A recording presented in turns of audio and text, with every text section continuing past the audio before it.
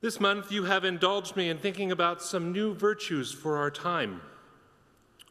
We started off thinking about the historic church's list of 7 heavenly virtues: prudence, justice, fortitude, temperance, faith, hope, and love. And to that list of 7, we have focused on Scripture and chiefly Paul's text in the Gospel according to Luke to consider some new virtues that maybe we can practice this summer. We considered curiosity and presence, perseverance, as virtues that we may practice in the living of our days. And today we draw our attention, our focus, to focus itself, a virtue so needed and so deep when the world wants to make us so broad. The Colossians text we heard this morning includes an invitation to set our minds on things that are above or beyond us, not on things that are on earth or known to us. Set your focus on God and on God's ways, not on human things and human ways. Sounds easy enough at the start, right? Easy for a Sunday morning, easy in church. Maybe, perhaps, it gets a little more difficult as the week goes on, as the world and the world's needs come into more and more of our focus. Focus is a gift that some of us have, that some of us cultivate, and that causes some of us considerable trouble. All of our brains are different. Some of our brains have no problem sitting still and concentrating or focusing on a single task or an idea. Some of our brains prefer thinking of many things, everything, everywhere, all at once, simultaneously. And for some of us, focus is more of a chore than a blessing. And what the field of neuroscience is teaching us about how each of us think is incredible to me, and how modern psychiatry is responding with medication to help is equally as marvelous. The complexity of the human mind and of the God-given science that can help treat our minds as they are part of our bodies is indeed a wonder that I sometimes get lost in considering. And then I hear the writer Paul, the writer of Colossians, who moves my consideration even beyond the wonders of our own minds to what I truly cannot fathom, and what must be the truly awe-inspiring mind of the one who created our minds. And when I set my focus on that vastness, the vastness of the wisdom of God, the brilliance of one who made even some people brilliant, well, then I lose myself in revelry and feel akin to the psalmist who writes in Psalm 139, "Such knowledge is too wonderful for me. It is so high that I cannot possibly attain it." And then, then I'm not sure if I'm focusing or distracted, praying or thinking, considering or considered. Why is it always opposites, I wonder? Where's the middle? And see, there goes my mind. Where are we in the order of the created and also the creating? Focus can be difficult for some of us. This is true. Focus can be difficult for all of us at some times. This is also true. And focus can be a virtue, cultivated and worthy. This is also true. On summer days such as this, when the humidity is low and the sun is bright and the farmer's market is brimming with the bounty of the earth, on days like this, focus can come in and out of focus. You're entertaining my hypothesis that focus is a virtue. Part of my theory is that focus is a virtue because it hinges on the fact that it is both being in focus and out of focus, of being in focus and also letting our minds wander. Both may be virtues. There's a both and, a neither nor, a here and there aspect of focus that suggests to me at least a dynamic that is constantly at play, and if we focus on the process, we may find a conversation between I and thou, between God and me. I once heard a rabbi give a Saturday morning talk where he shared the average congregation's attention span during a sermon. I drop this in here for a specific point. In that sermon, he said everyone's paying attention at the beginning. You have them for about a minute, tops. And then you've got to make sure you get your chief topic right in there, right at the start. And then, well, everybody's mind starts to wander. They wane. And then they catch themselves and they bring their focus back to the sermon. And then their minds wander again, deeper this time. It's not just grocery lists, it's grocery lists compounded by what was he saying? And you catch yourself again, and you pull yourself back. And this is a cycle, Rabbi Alan Liu says, happens 3 or 4 times in the middle of a sermon. It intensifies as each time goes. It's like REM sleep. Each time your mind wanders, it wanders deeper and further, but maybe to what is truer, and you catch yourself and you bring yourself back.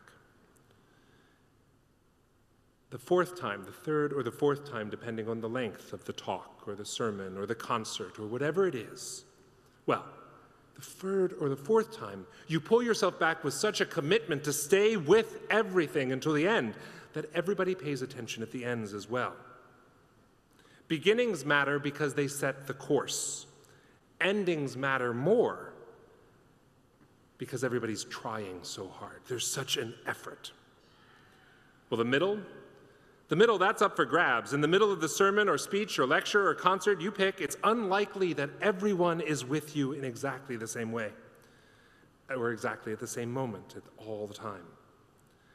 And this has the effect of giving everyone a unique window into the text.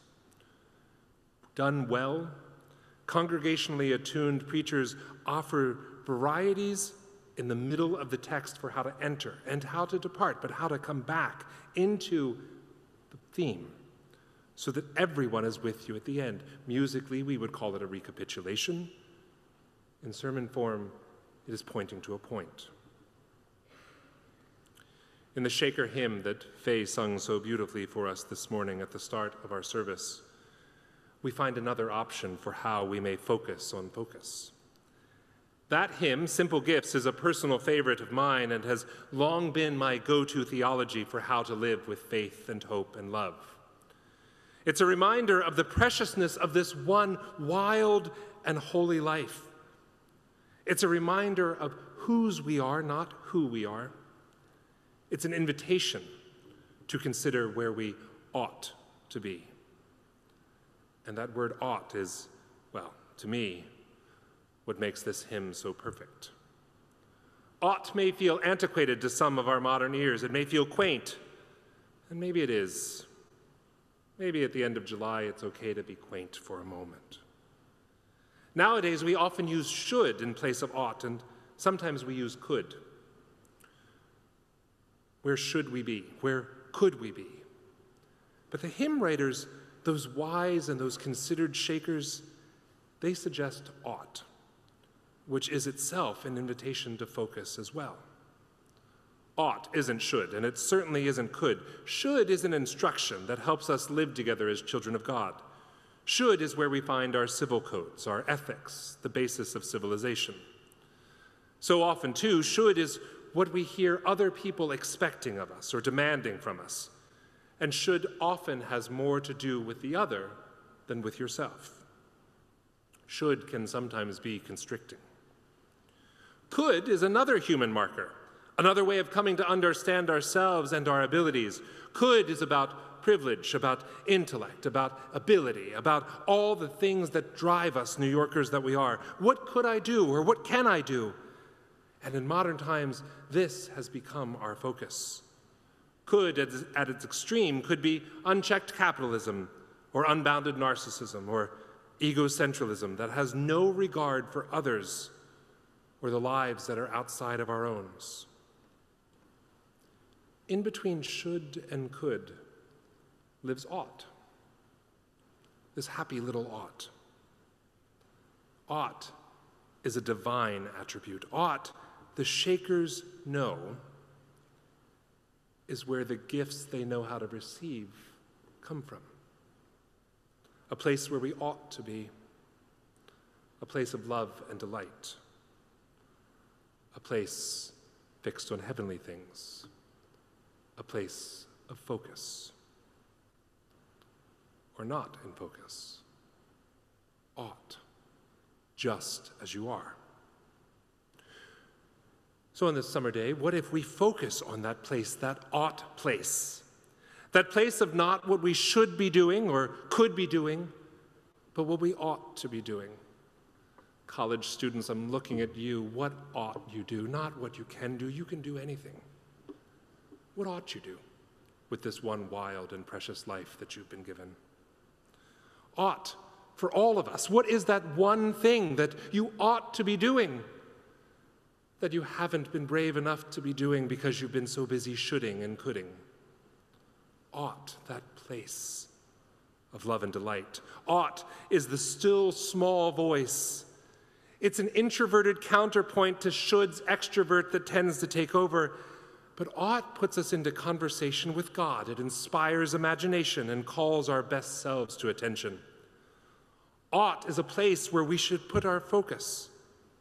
Even I can't not say should. Ought is a place where we may put our focus. Set your minds on things that are above, as the Apostle Paul writes, and you'll find yourself in the place, the relationship, the focus of where you ought to be. A place perhaps like a summer's day, perhaps as simple as a Shaker tune, a place as complex and uniquely you as your mind, a place of coming to and releasing from your focus. The living of this day is a gift, friends, a gift that may be nothing short of the grace of heaven, a gift that is freely available right now. Can we focus on that?